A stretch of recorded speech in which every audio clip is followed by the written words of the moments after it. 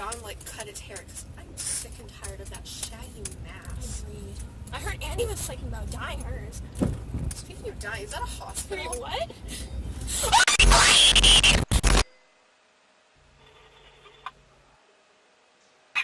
can I help you? Hello? Did anyone hear us in the vehicle? The bright, piercing lights coaxed Lynn into consciousness, where she began to catch glimpses of the white, polished walls rushing past her. She never quite got the chance to think she was dead, but she did have a feeling. She was having trouble piecing together what was happening and why it was happening. If she were more awake, she would have been trying to recall what she had last been doing, but she wasn't, and all she could do was lie there and listen to the yelling voices trying desperately, trying not to be drowned out by the wailing of a girl seeming to be somewhere behind her. Was the girl lying down too? Did she know this other girl, or were they strangers?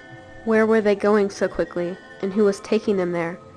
There were so many disjointed, unanswered questions swimming around in Lynn's mind, and before she even realized what she was doing, she felt her mouth open, and words start to form at the back of her throat.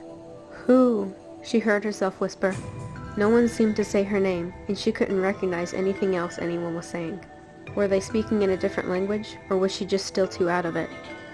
Who? She repeated, this time a little more strongly, feeling her voice crack. And why am I... She thought she could hear someone shushing her, but she wasn't quite sure because the girl behind her began to scream again, and soon that's all she could hear. That's all she heard as a hand put some kind of mask over her mouth, and her eyes began to roll back, her mind becoming fuzzy and unclear again, until she didn't hear or think anything at all.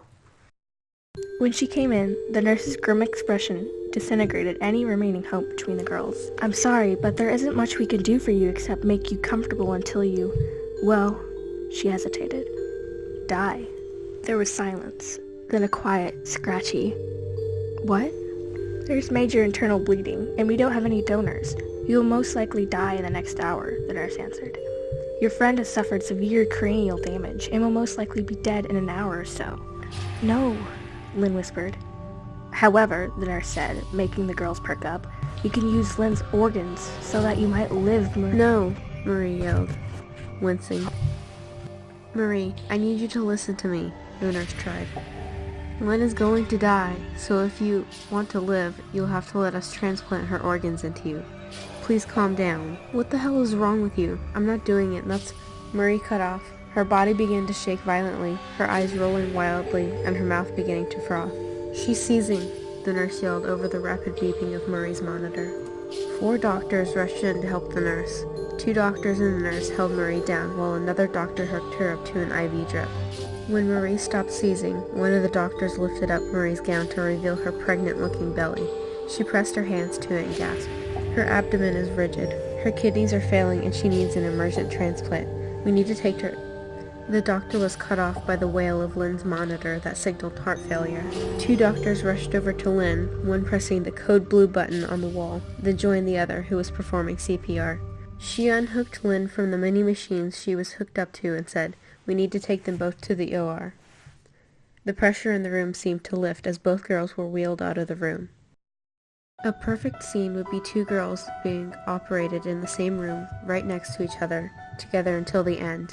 But that was not how it happened.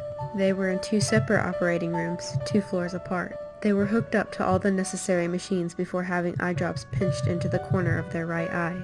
In these eye drops were nanobots, smaller than any cell in the human body, that were to travel to the brain and then throughout the rest of the bodies to repair any damage done.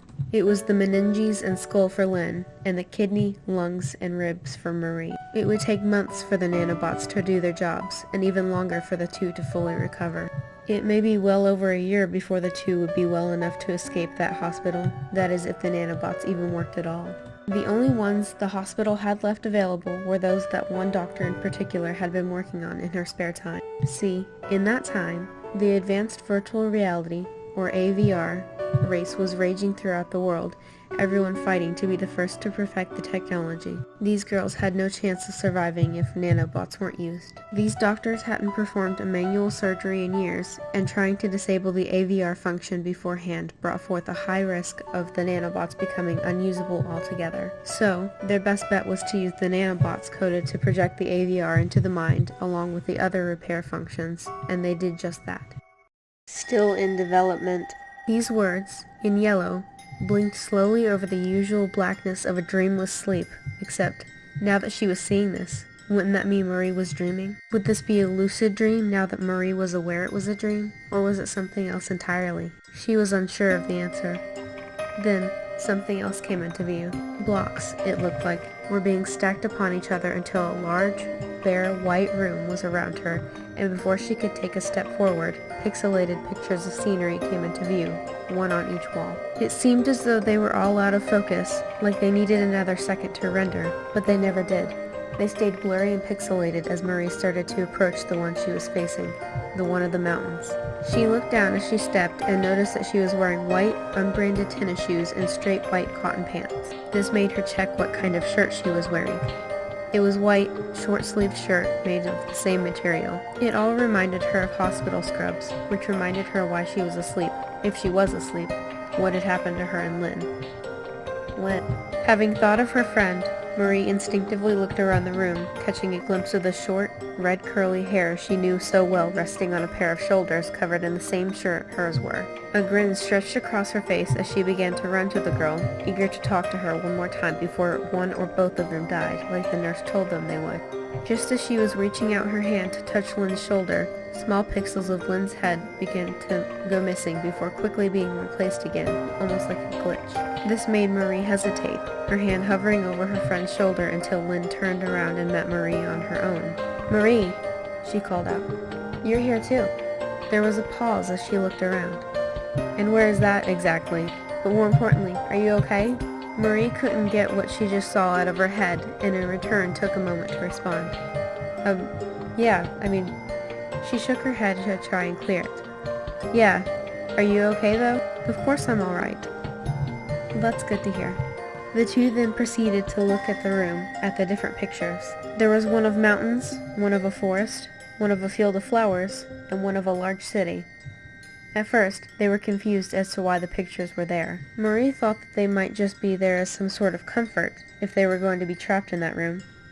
"Some sort of comfort? They're all pixely," Lynn pointed out. However, upon further inspection, they discovered that the pictures were actually their options of where they could go.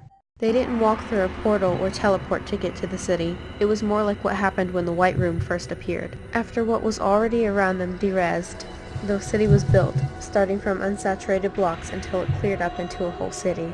The two were awestruck, looking up and around, completely wide-eyed.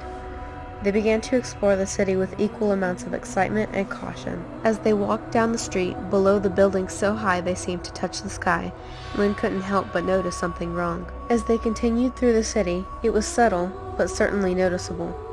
The glitching. One second there'd be a door to a shop to the right, then, with the crackle of a glitch, it'd be gone the next.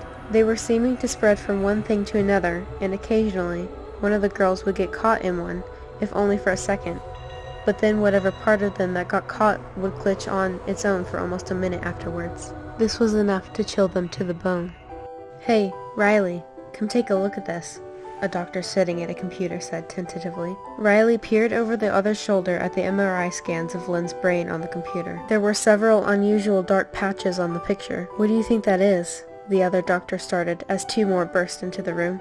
"Dr. Gregg, something is wrong with Marie. We were examining her abdomen for internal bleeding, and the ultrasound projector showed some sort of dark masses in her kidney and lungs, but it looked glitchy," the doctor explained with a rush of emotions.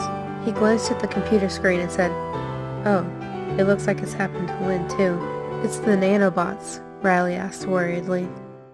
Marie awoke not feeling much of anything, except for a vague ache and throbbing on her right side. Her mind was like an egg that was just cracked open into a sizzling hot frying pan. Everything was so scrambled and disorienting, even the feeling of being in her own skin was overwhelming, appalling even. She felt so lost and out of place. "Where am I?" she choked out. "We just brought you out of operation with the nanobots. We had to do an emergent surgery because something went wrong," a nurse at her bedside said. "What happened?" her voice rasped. "The nanobots went rogue, in a way. You may be alarmed when you see yourself, but try to stay calm," he explained. "Why? What's wrong with me?" Marie said, beginning to get worried. "Well, you aren't exactly you," the nurse said cautiously. "What do you mean?" she asked quietly. Your body is under too much stress right now. I'll explain when you heal more, he responded.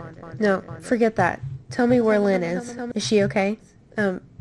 Yeah, she's fine. Don't lie. I don't care about my body being under stress. Tell me where Lynn is and what's wrong with me, Marie demanded, weakly getting out of bed and heading toward the bathroom. Marie, please, get back in your bed. Your body is too weak for this right now, the nurse said, gently grabbing her arm. Let go of me, she snarled, tearing away from him and opening the bathroom door. She flipped the light switch on and stood in front of the mirror as the dim light came on. She screamed and crumpled to the floor when she saw an unfamiliar, dark, hollowed face where hers should have been, and sobs wrecked the body she was in, but it wasn't hers. It was Lynn's.